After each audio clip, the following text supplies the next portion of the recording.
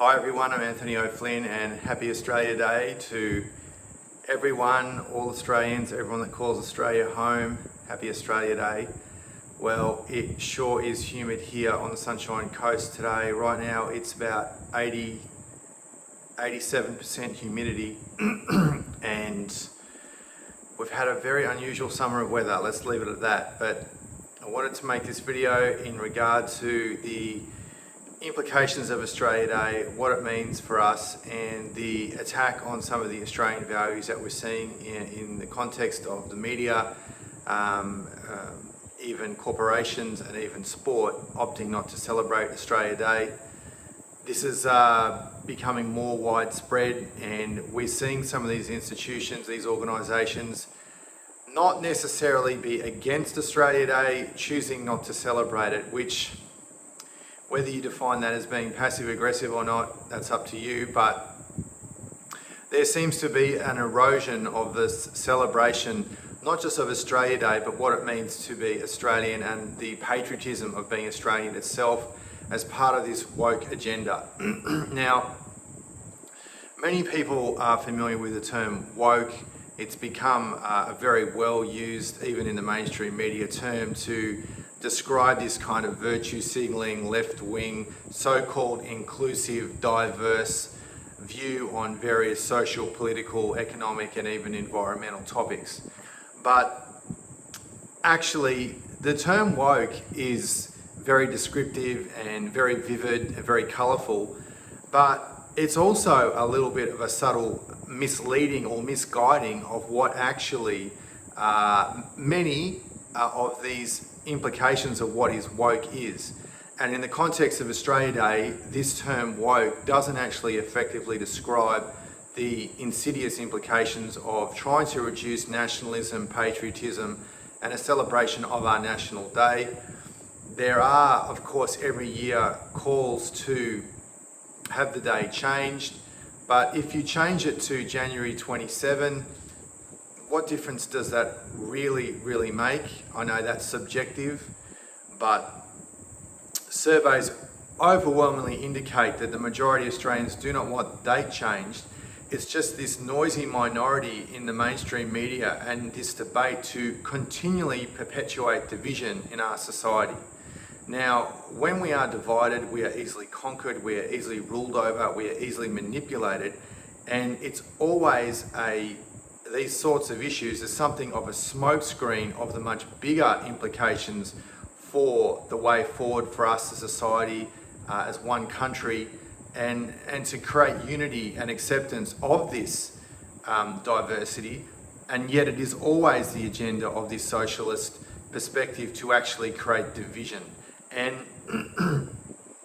this brings with it this wokeism is much deeper than that, because what we're seeing, not just in Australia, around the world, is this insidious introduction of cultural Marxism into our culture.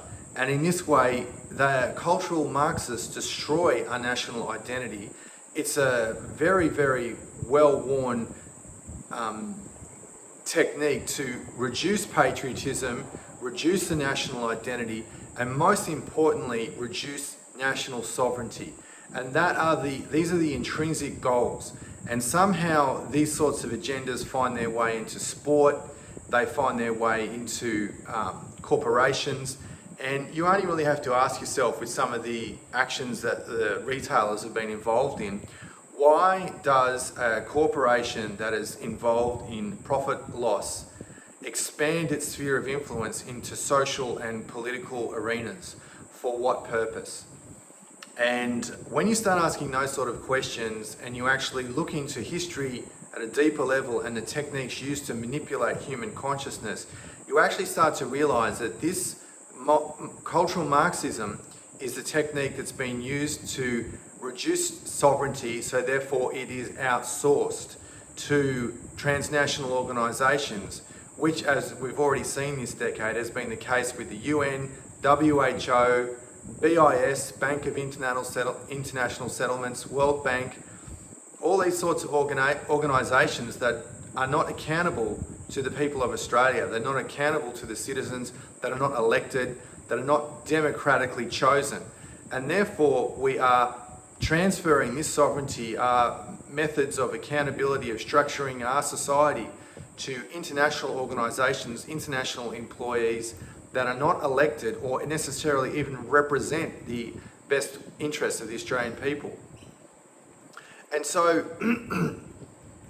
this wokeism is actually, it's a deeper reflection of this insidious agenda, and it must be addressed and it must be recognised more and more. Thankfully, the backlash against this annual backlash against Australia Day is becoming bigger and bigger, or change the date, and people are actually realising that there is the need to celebrate Australia Day. And personally, it makes no difference to me personally if you celebrate Australia Day or not. But I think that we should celebrate being Australian and whatever that means to you. And so, also with this whole thing with January 26th, is that it's actually a reflection of the Nationality and Citizenship Act of 1948 that actually came into effect on Australia Day on January 26, 1949. So until 1949, there was no such thing as an Australian citizen. And this is precisely what I'm referring to, because in all the political rhetoric and debate of these sorts of topics, the whole idea of that we actually became Australian citizens, specifically on January 26th, that we actually gained our independence to a certain degree from the British Empire, from England on January 26th, is completely ignored. It's completely a rewriting of history, and all these emotional issues are put in front of people without actually addressing the true history and the true facts of what January 26 represents. So before this act was actually passed and came into effect, which came into effect on January 26, there was no such thing as an Australian citizen. And that has big implications for the egregore, for the collective soul. And the more that we kind of get locked into this divide strategy where we divide it, arguing amongst each other, there is less social cohesion, and there is less patriotism, and there is less connection to this idea of being Australian, which is going to be very different to many different people, which is wonderful. But it's to celebrate the diversity and the inclusivity, and also to celebrate what it actually means to be Australian. And this is lost, and this is really underscored in this quote from George Orwell from 1984 that says, "The most effective way to destroy people is to deny and obliterate their own understanding of their history."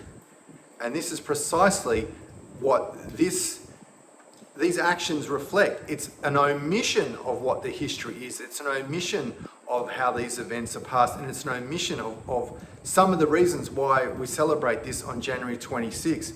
And again, from George Orwell, "The past was erased, the erasure was forgotten, the lie became the truth." And this is exactly a reflection of the values of cultural Marxism.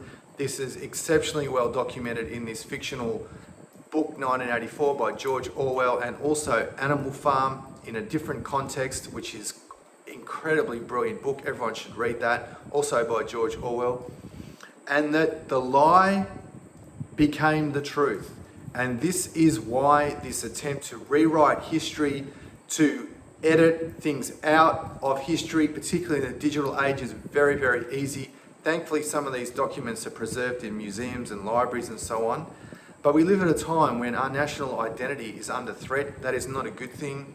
We are subject then to external forces with reduced sovereignty, and that is not good for Australian people. It is not good for the future of Australia, and it is not the future we want to leave behind as a legacy for future generations. It's important that we stop with this division, that we come together and we support each other and accept our differences. We cannot go back and change the past. That's another emotional manipulation in this woke agenda, is to try to always reflect on the past. Every nation has a history. Perhaps it's not so flattering. Ours is not so flattering in certain aspects, but we cannot go back and change it. And that's why we need to integrate the past with the present, to move into a state of unity where we can celebrate being Australian and be proud to be Australian. And that's precisely what this cultural Marxist agenda is attempting to do, is to make people not proud that they're Australian. And when retailers, for example, don't sell these products that everyone has, the flags and the thongs and the hats and all these sorts of things on Australia Day, people have been outraged about this, but they're not actually considering the deeper effect. And the deeper effect actually is that people, therefore, don't have access to these products. So it's not visually available, it's not visually accessible for others to see. So when you're driving past and you see someone's got Australian flag in their car, you identify with them that you're on the same page, that you identify with this idea of proud to be Australian. But if you don't have that, people start to think, oh, well, no one cares about Australia Day anymore. Maybe we shouldn't even have it at all. Forget even changing a date, that we shouldn't have it on a different date. And so the effects of these actions are actually much more significant. So I'm going out later on. I've got Australian flags that we're putting on my car to drive around today and to be proud to be Australian. We're not a perfect nation, far from it. We don't have a perfect history, far from it. But that doesn't mean that we can't all celebrate being Australian and enjoy this day for whatever it means to us. I know some people don't celebrate it. As I said, I personally don't have any problem with that at all. But what we do need to do is start to call out this insidious cultural Marxist agenda. If you study history and you understand what socialist governments have done to the people in the name of certain goals or laws or whatever, in communist agenda, it is absolutely tyrannical. In the Chinese Communist Revolution, they even took people's pots and pans so they wouldn't be able to cook for themselves. They completely disempowered people to a level where they weren't able to even make food in their own kitchen. And that's why we should study history, and we should definitely ensure that it doesn't repeat, because we're living through a time now where this smokescreen of covert control is now becoming overt, and it means that there is a greater push to have these kind of regulations, rules and overreach of government, and that to become the norm. And we must call it out and speak about it in whatever form that it takes. So happy Australia every day, everyone. Thanks for watching. Have a great day.